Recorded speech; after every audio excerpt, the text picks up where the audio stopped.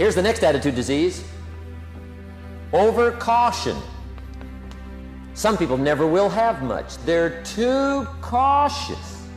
Now, you can also be too reckless, but you can also be too cautious. This is called the timid approach to life. And my caution was always the risk. Risk used to drive me right up the wall. I used to say, what if this happens? It's called the language of the poor. What if this happens? And on top of that, if this was to happen, look at the fix I'd be in. I better not try. I could always ace myself out. Then I'll tell you what changed my whole life when I finally discovered it's all risky. The minute you were born, it got risky. If you think trying is risky, wait till they hand you the bill for not trying. If you think investing is risky, wait till you get the tab for not investing. See, it's all risky. Getting married is risky. Having children is risky. Going into business is risky. Investing your money is risky. It's all risky. I'll tell you how risky life is. You're not going to get out alive. That's risky. The Englishman says, well, if that's the way it's going to work out, let's give it a go. Right, that's what it's for. Give it a go. Somebody says, yeah, but I'm looking for safety and security. Fine, then huddle in a corner. We'll cover you with a sheet, bring you 3 meals a day.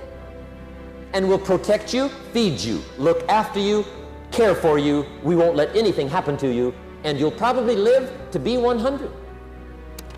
The guy said, well, yeah, I'd live to be 100. But what a way to live. Right. What a way to live safe and secure. Don't ask for security. Ask for adventure. Better to live 30 years full of adventure than 100 years safe in the corner. And see, it's not important how long you live. What's important is how you live. Pessimism, the deadly disease of always looking on the bad side, the problem side, the difficult side, checking all the reasons why it can't be done. The poor pessimist leads an ugly life. He doesn't try to figure out what's right. He tries to figure out what's wrong. He doesn't look for virtue. He looks for faults. And when he finds them, he's delighted. How ugly. This is the poor guy who looks through the window, doesn't see the sunset. He sees the specks on the window. And this is the poor guy, right, who rushes up, takes such leave of his senses. This guy rushes up and he says, I've got 5 good reasons why it won't work. He's so dumb he doesn't know all he needs 1. He's got 5. To the pessimist, the glass is always half empty. To the optimist, the glass is half full. Why would the same measure affect people 2 different ways? Answer, it all depends on how you look at it. Our lives are mostly affected by the way we think things are, not the way they are. The way we think they are affects us most. I hear a knock on my door one day, and I go to the door, and there's a little girl about this tall selling Girl Scout cookies. And she gave me the big pitch on Girl Scout cookies. Finest organization in the world. Got these cookies, only $2. Support the Girl Scouts. No problem, I wanted to. And with a big smile, she politely asked me to buy. I did want to buy. Big problem. I didn't have $2 in my pocket. So I thought, I can't tell her that. So I thought, well, next best, I lied to her.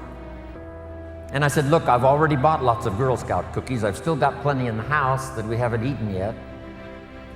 She said, well, that's wonderful. Thank you very much. And she leaves. When she leaves, I say to myself, I don't want to live like this anymore.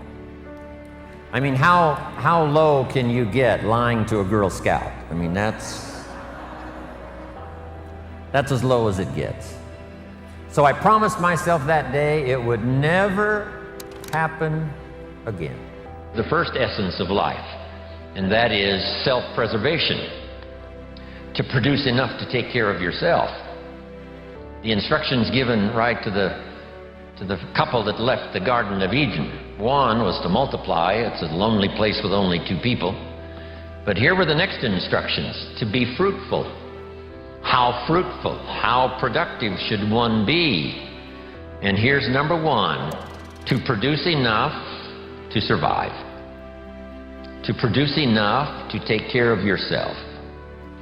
And self-care is important.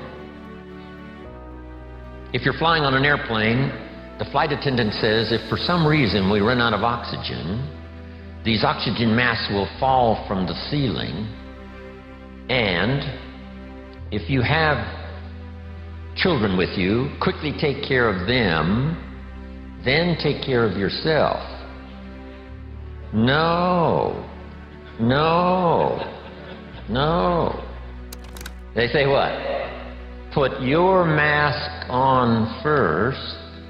Put your mask on first. See to your survival first. Then you'll be more capable of taking care of the survival of your children. Isn't that interesting? My father had an interesting saying. He said, son, right after me, you come first. You got to be careful. See, it doesn't matter who hands you the bad stuff. It doesn't matter where you get the bad stuff. It'll still do its damage on your bank account, wherever you get it.